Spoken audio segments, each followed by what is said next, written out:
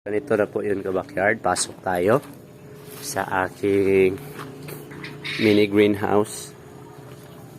So yan po, dito po tayo nagpupunla. So ito po yung resulta ng ating bagyo. Lack of sunlight, naglilegi. So ito na po yung itsura niya ka-backyard. So galing dito sa ating pump, ating reservoir, punta doon sa taas. So meron tayong mga microtube. So dito po yan siya pababa. So, may 6 po tayo na layers. So papunta po doon. Think globally, farm locally. Welcome to Backyard Farming. So ito po yung proseso ka-backyard kung paano po ginawa itong aking greenhouse. So nag half A-frame po tayo, no? Gamit po ang yung square tube 1 by 1 square tube, 1 inch by 1 inch square tube po. Yan po yung ginamit ko, yung pinakamanipis. So nag-labor po tayo, nagbayad tayo ng labor. So ito po yung costing ka-backyard. Sa labor po ay it took 700 pesos. Took for 2 days po na pinagawa natin. At saka itong square tube ay almost 2,000 pesos po ang nagasto natin sa square tube na 1 by 1. At saka yung sa pintura, nasa mga 200 plus nagasto natin sa pintura. At ating PVC pipe po na 3 inches kasi 6 yun. So 6 times 190, yun po yung price po. Sa mga almost 1.2 yung PVC lang po. At saka yung pump ay nasa mga 1.3, kasali na yung shipping fee, yung Rio pump na ginamit ko. At saka yung ating mga paraphernalia sa mga tubing. At saka yung clip sa ating greenhouse sa UV plastic, nasa mga 400 siguro plus. So ang ating UV plastic ay libre po at saka net kasi meron akong UV plastic doon sa dati kong greenhouse ka-backyard, no? Yung sa sinira po namin at pinalitan, yun po ay ginamit ko ulit, nilinisan ko lang, brushan at sinabunan para maging malinis ulit. So nakatipid po ako sa greenhouse, nakatipid din ako sa net kasi yung net na ginamit ko dito noon ay ginamit ko muli. Tinahi lang namin ng asawa ko. So probably more or less po sa ganitong setup ay kasi mataas din yan, yan sa 2.5 meters po. Sinadya ko yan kasi medyo mainit po dito sa amin. So yan po yung itsura niya sa likod ka-backyard. So ang total cost not included UV plastic at net ka-backyard ay 5,835. So makikita nyo ka-backyard, halos sa tabunan po ang aming lugar, no? Hindi masyadong mainit. Kaya half A-frame po yung nilagay ko kasi yun yung matatamaan lang ng araw. So natamaan niya ng araw mga 9 AM until 3 PM at least. Pero sa ngayon po, legi yung ating lettuce dahil po sa bagyo. So walang masyadong araw paghapon. So kulang po talaga ng araw. So yan po, sukat namin. Nag-alalay din ako paminsan-minsan para po mapabilis yung trabaho ka-backyard. So kung gusto nyo magsimula nito na wala talaga kayong yung zero talaga yung gamit nyo, siguro mga prepare kayo ng 10K kung gusto nyo po ng bakal, o kung baka may alam kayo na mas makamura kayo, mas maganda po yun. Ginawa ko yan kasi may nakita ko sa YouTube na pwede pala yung ganyan, no? Diretso siya po, na diretso yung kanyang UV plastic, no? Parang pwede lang siya alsahon, no? Or kargahin ng 2 tao at ililipat. So yan po yung isa sa purpose din po kung bakit yan po yung pinagawa ko ka-backyard. And nag-experiment din po tayo kasi natapos na tayo sa ating journey sa Kratky. Medyo may alam na po tayo mga ka-backyard, kaya nag-NFT po ako. And one day po, plano ko po na mag-expand din dyan sa awa ng Panginoon kasi medyo nakikilala na rin tayo yung ating mga lettuce dito. So yan po yung isa sa ginamit ko ka-backyard, yung pang-ipit po sa ating UV plastic. So nag-cut po ako ng 1 inch po na PE pipe. So yan po at kinlang ginawang pang-clip po doon. Pang-dagdag sa nabili nating clip doon sa ating UV plastic. So makikita nyo yan mamaya kung anong purpose po niyan. So atin lang ginaya po ka-backyard para hindi masyadong magasto po. Kasi 7 pesos each po yun. Yung or 7 pesos or more than. No, kasali yung shipping. So bumili kami ng 10. So kasi kulang, ginawan ko po ng ganyan para mas matibay po ang ating clip doon sa taas sa ating UV plastic po. So yan po yung magiging purpose niya ka-backyard. I-clip po siya dyan. Palibot po yan ka-backyard para mabanat po siya, talagang yung water hindi magstay po sa taas. So nakita ko po yan kasi umulan. So pambutas ko naman ka-backyard ay ito po. Ito po ay 3 inches po na size, sa 3 inches din po na pipe na PVC. So lagay ko po dyan sa description lahat ka-backyard ng gamit na ginamit ko or saan ko nabili. So para makita nyo yung link kung may plano man kayo na pumili po. So ilalagay ko na lang dyan para mas madali pong gamitin. Yan po electric po, no, na drill po, at saka yung bala niya na pambutas, separate po yan, no, mga yung pambutas sa ating mga doorknob. So separate po yan ka-backyard. So ang ginawa ko po ka-backyard, nag-ano lang ako ng lubid. So dulo to dulo meron akong lubid, at saka doon na lang ako naglagay ng marking. Yan po, lubid po. Para po mas medyo straight. Hindi man talagang straight, at least medyo straight. So meron din po akong ganyan ka-backyard na ginamit. Yan po ay di battery po na pambutas. So merong link po dyan sa baba sa description kung gusto nyo pong ganyan. Charge nyo lang kung ayaw nyo yung merong wire na. So option nyo lang po yan ka-backyard kung paano nyo po pabilis yung trabaho nyo po.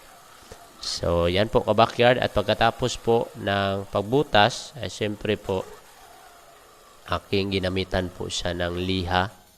So niliha ko po yan ka-backyard para po yung paint po talagang didikit, no. Ang purpose po ng liha ay para po didikit po yung ating pinta. So isa po yan sa budget din yung pinta natin. Yung sa paint namin dyan sa aking PVC, medyo nakatipid ako kasi nagpintura kami sa may tindahan, may mga sobra. So hindi na ako gumastos ng ganon.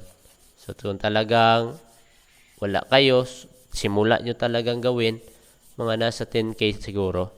More or less 10K yung budget, dala na yung buong setup po. So para po maka-build kayo ng ganyan ka-backyard. So nag-try ako ka-backyard kasi meron tayong kunti ng naipon para galing sa ating lettuce, no. So yan, sinubukan ko po, medyo mahina pa ka-backyard yung tulo niya kasi napakataas po. So dapat medyo mas mababa pa kasi hindi kakayanin ng pump. So pinutol ko po yan ka-backyard na mas naayon po dyan sa aking setup po. So yan po yung mga tube ka-backyard, micro tube. Saka meron siyang micro bulb din. So ang purpose po ng bulb na yan, para kung hindi na yung gamitin yung isang linya, pwede lang po i-off. Kung ma-harvest na yung isang linya, i-off mo lang para yung talagang nangangailangan pa ng solution, doon mo lang lagay, i-open yung bulb po. So yan po yung nagiging setup ko ka-backyard. Still experimenting but working naman po as of so far. Update ko po kayo ka-backyard pagkatapos po ng aking setup. So ito po ay makikita nyo ang possibility po ng ganyang mga setup po ka-backyard. So ako po ay trial and error, pero nakita ko po meron po nag-work sa iba na tiningnan ko.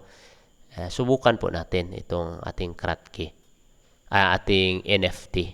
So Rio po, 1,100 na pump ang gamit ko. Yun ang ginamit ko kasi yun yung pump na ginamit ko sa aking aquaponics, at it took more than 1 year na po, okay pa rin man naman. So nakita ko yung performance niya, kaya yan po yung pinili ko. So, ang per month ko doon po na pump ay nasa 100 pesos to 200. 24 hours na po yun under, walang timer po. So, kaya yan po yung pinili ko ka-backyard kasi hindi masyadong mahal. So, mababawi talaga, may income talaga. So, ang ginamit ko pong tank ay yan pong mini namin na tank na container. Pero papalitan ko po yun next year ka-backyard kung may budget na rin. So, yan po also ka-backyard ang ginagamit ko para sa pang washing or para malinisan yung ating system. So, kung maglinis ka, kung mag-harvest na, so isahan lang po, ganyan lang po. So, ginamitan ko lang ng power spray. Di battery po yan, gamit po yan sa aking motor.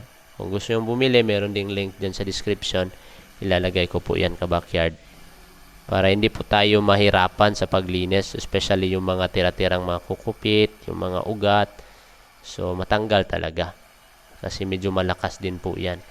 So, ang dulo niyang ka-backyard ay kuha na po yung ginamitan natin ng T-connector. So, papunta na po yan doon lahat sa ating drainage at pabalik sa tangke po. So, mas madali po siya kasi continuous po yung system natin. So, I will also do vlog yan po ng whole system sa different video na po ipapakita ko po ka-backyard. Yung whole system, yung meron na tayong mga natanim na medyo malaki na sila ng mga lettuce. So, makita nyo man din sa dulo ka-backyard yung mga lettuce ko po na nilipat kasi napunla na ako una para po mahabol po dyan ka-backyard. So, yan po, nilagay na po namin.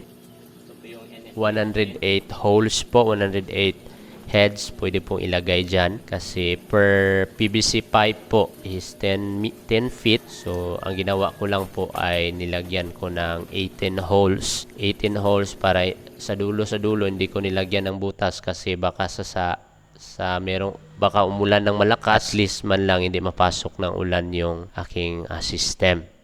Kasi magka-problema tayo sa pH na naman at ppm. So, yan po yung setup ko ka-backyard and Ganito na po yun ka-backyard. Pasok tayo sa aking mini greenhouse. So yan po, dito po tayo nagpupunla. So ito po yung resulta ng ating bagyo. Lack of sunlight, naglilegi. So ito na po yung itsura niya ka-backyard. So galing dito sa ating pump, ating reservoir. Punta doon sa taas. So meron tayong mga microtube. So dito po yan siya. Pababa. So, may 6 po tayo na layers. So papunta po doon. Punta dito ka backyard. So labas siya dito sa drainage. So ito yung drainage niya. Punta na, gamit lang ako ng T-connector. Pinulayan ko lang ng puti and then pababa na po yan. And then ito na po yung drainage doon pabalik sa ating tangke. So yung first layer ko, sinubukan ko po itong pichay. Legi po. Kasi po sa Bagyo wala masyadong init. So ito na po yung ating mini greenhouse. So, ganda naman din yung tubo niya ka-backyard, itong ating olmit eh. Kaya lang yung mga kulang sa araw, ito yung mga nangyayari oh. Talagang legi masyado. So, kaya ito first time pa natin nag-NFT ka-backyard na no. So, ito po yung resulta niya. So, if you want to know more about this po, itong setup, gawa tayo ng ibang video. So, pero itong video na ito ka-backyard, enough na po para po makasimula tayo, no? So, napakaganda po. Don't forget to subscribe ka-backyard and thank you for continuing supporting our backyard farming. Yan po. So, God bless po and see you on another video.